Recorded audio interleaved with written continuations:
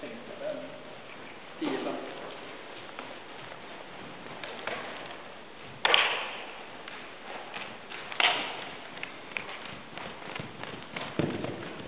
Jättebra.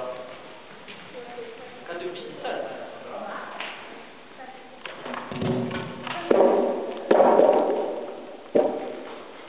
Klappor.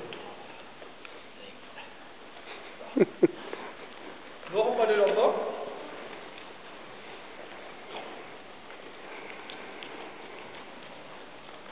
Jättebra lite.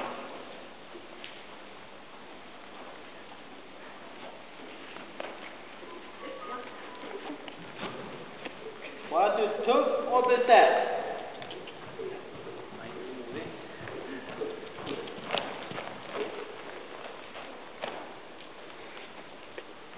Känner du Ebba att även fast han bromsar att du är lite tuffare då? Du behöver inte rida så långa linjer nu.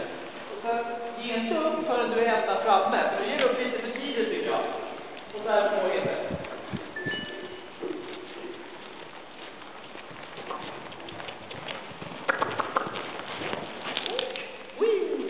Du gav inte upp för tidigt. Det är helt rätt tidigt. Kom igen. Lägger vi ner den här. Helt rätt. En gång till likadant.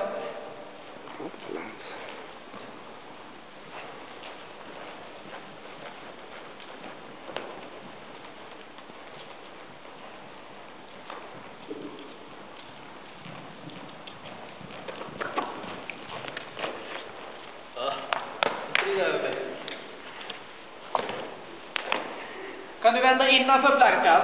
För du kan han gå över där. Vänd där. Jag inte rida så långt. Vänd där. Den där ska du hoppa snart. Bra, klappa.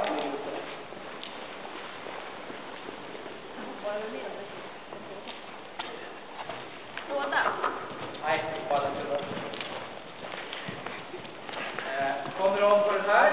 Det krävs ingångar. Vänd här.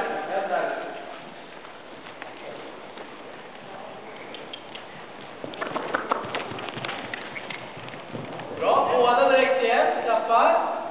Och så båda direkt. Det är hjärntvättning om man håller på. Nu blir det lite